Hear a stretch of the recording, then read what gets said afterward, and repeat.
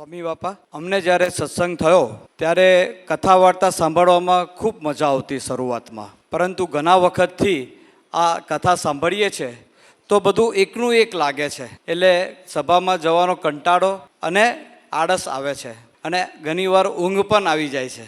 તો એના જ લીધે રવિ સભા અને પરાસભામાં જવાની ઈચ્છા થતી નથી. તો શું કરવું એનું માર્ગદર્શન આપશો સ્વામી? રોજ ખાવાનો કંટાળો આવે છે, એનો એ જ છે દાળ ભાત રોટલી શાક, નવું કાંઈ હોતું નથી. અને પણ તોય હોશે હોશે આપણે લાવો લાવો લાવો પાટલું તોડી નાખીએ, એવી ભૂખ લાગે.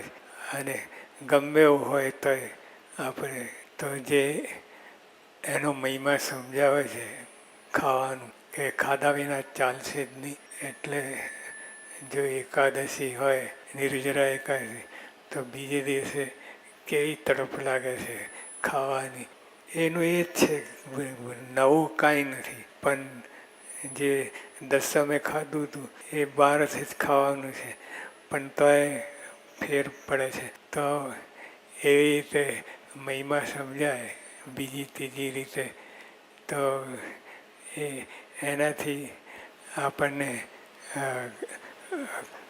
પ્રેરણા મળે અને આપણને આપણે આ ખાઈ શકીએ. નોટો રોજ ગણો છો બધી, અને કટાયેલી જૂની, મેં તો એક જગ્યાએ જોયું 2 કટકા થઈ ગયેલા 100ની નોટ. પણ તોય મેં કહ્યું આ કેમ રાખો છો, ફેંકી દો ને. તો કહે કે સ્વામી આ 2 કટકા છે ને તો 50-60 રૂપિયા તો આવશે જ. જો કેટલો મહિમા છે. એટલે પૈસાનું પણ જર્જરી થઈ ગયું હોય, બધું કાંઈ દેખાય નહીં, એ નોટો બધું કેવી થઈ ગયું, પણ તો આપણે સંઘરી રાખીએ છીએ. એટલે આવો રીતે મહિમા સમજાય આધ્યાત્મિક માર્ગે. કે આ જો આપણે સંવાદમાં વાત કરીએ, હવાની કેટલી જરૂર છે, એમાં બધું આવી ગયું હવાની.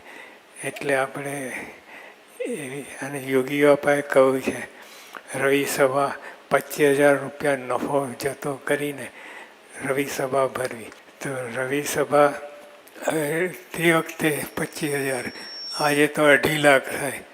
તો 2.5 લાખનો વકરો કોને થતો હશે કલાકમાં? તો એ મહારાજ યોગી આપણે કહ્યું કે આ બધું જતું કરીને રવિયાની સભા ભરવી.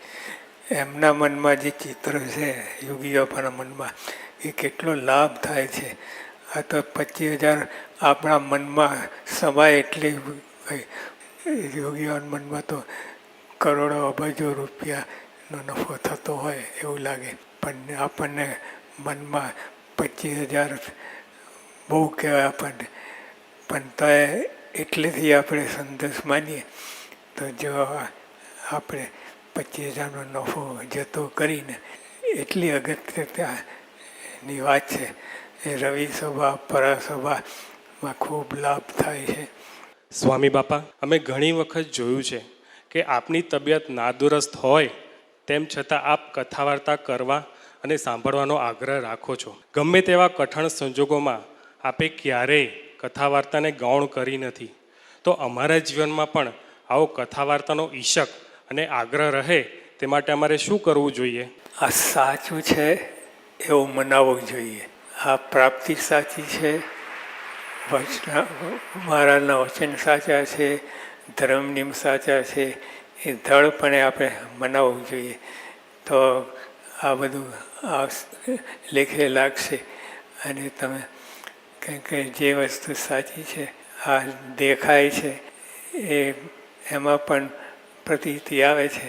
તો આ વિશ્વાસે રીતે વાહન ચાલે, એવું દ્રઢ વિશ્વાસ ભગવાનમાં સાચા છે, ભગવાન સાચા છે, પ્રાપ્તિ સાચી છે, જે આપણને મળ્યું છે એ બધું સાચું જ છે, એવું દ્રઢ એકવાર વિશ્વાસ થઈ જાય પછી ગાડી ઉપર પછી બધી આપણે નોટો ગણતા હોઈએ, દેખાતી હોય, તો એમાં આપણે હમણાં વાત કરી, જૂની હોય, નોટ હોય, ગમે કટાઈ ગયેલી હોય, એના 2 કટકા થઈ ગયા હોય તો આપણે એની કેટલી દરકાર રાખીએ છીએ.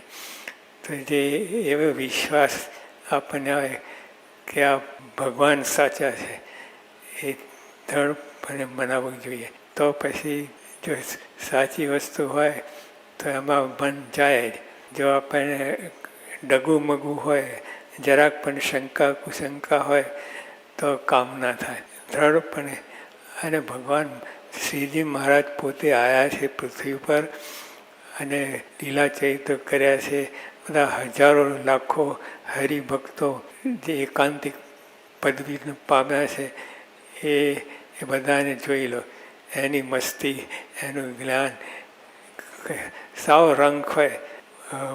ઓલા દુબળી ભટ્ટને 13 દોકડા હતા, એક છેડે એક દોકડો બાંધેલું, પણ તો એની કેફ કેટલું બધું હતું. અને તો જે વસ્તુ સાચી મનાય એ મુદ્દો છે. દૃઢપણે જે કોઈ પણ સાચી વસ્તુ હોય મનાય.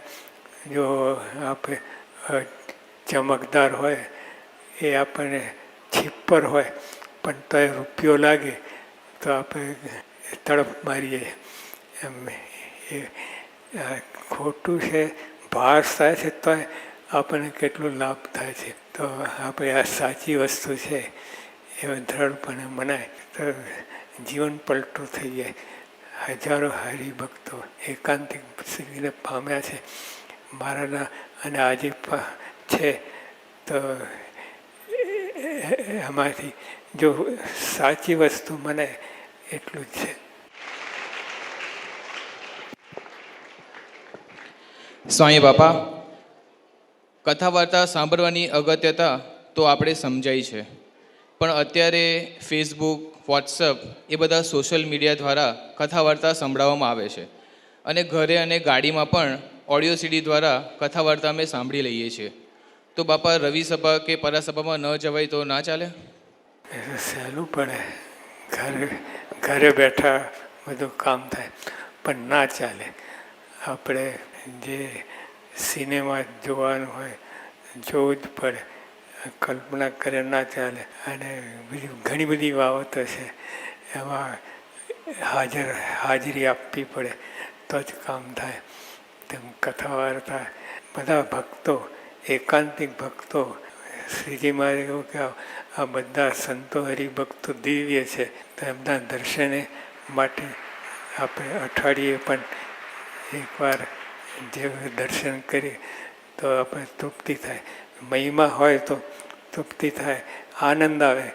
એવો હોય એ સગાવાલાને મળીએ છીએ તો આનંદ આવે. મિત્રો હોય તો કોઈ કામમાં ના આવે એવા હોય તો આપણને કેટલું બળ રહે છે.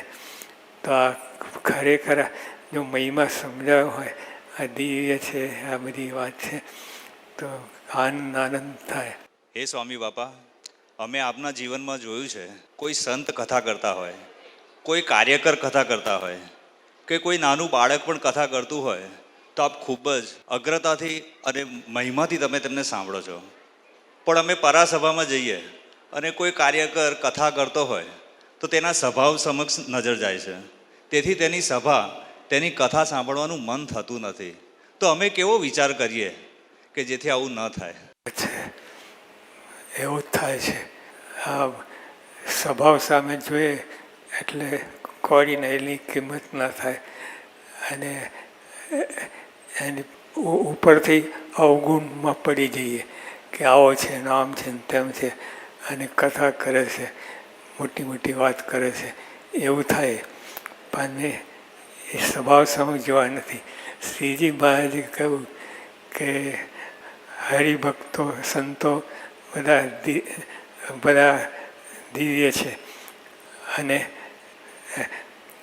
જે સમજણવાળા છે એના સ્વભાવ કાંઈ જોવા નહીં, પણ એને ગુણગાન ગાવાના અને બીજાને પણ આ ગુણગાન ગાવાના. એમાં અમારે અતિશય રાજીપો છે શ્રીજીમાં. તો રાજીપો હોય, રાજીપાની કિંમત હોય. જો આપણે આ તમે કામ ક્રોધ લોભ બધું એ આપણે માનીએ 25 રૂપિયા 100 રૂપિયા માનીએ, પણ જે આ સમજણ, જે આ હરિભક્તોની સમજણ, એમાં તો અબજો રૂપિયાની કમાણી છે. તો આ જે ફેર જણાય તો ઓલા તો વોટ્સઅપ તો બધું કચરો જ છે. આમ જોવા આધ્યાત્મિક દ્રષ્ટિએ જોવા જઈએ તો સાવ કચરો છે. પણ એટલે આપણે આમાં પડે તો થોડે ધીમે ધીમે આગળ વધતી જાય. 2 વર્ષે 5 વર્ષે સમજણ આવે પછી એને દ્રઢતા થાય. પણ ત્યાં સુધી તો બધું ચાલે રાખે. એટલે આપણે બીજા બધામાં રસ પડે છે. એનું કારણ આ છે સમજણ અલૌકિક છે. સમજણની વાત, સમજણમાં બધું આવી જાય. જેને સમજણ આવી એને બધું જ આવી જાય. હે સ્વામી બાપા, અમે રવિ સભામાં તો નિયમિત જઈએ છીએ, પણ પરાસભામાં જવાનું ગમતું નથી. તો બાપા, અમે પરાસભામાં ન જઈએ તો ચાલે ને બાપા? પરાસભામાં એમાં જે રવિ સભામાં પીરસાય છે એ જ પીરસાય છે. તો આવી રીતે સમજીએ તો રવિ પરાસભામાં જવાય જ. કેમ ને? કે રવિ સભામાં જુદું, પરાસભામાં જુદું એવું હોતું જ નથી. બધું એક ને એક મહારાજ સ્વામીના મહિમા જ, એની જ વાતો હોય, એને લગતું બધું થાય છે. તો પરાસભામાં કેમ ત્યાં જઈએ? લાભ મળતો હોય. રવિ સભાનો લાભ જો આપણને સમજાયો હોય તો પરાસભામાં અવશ્ય જવાય.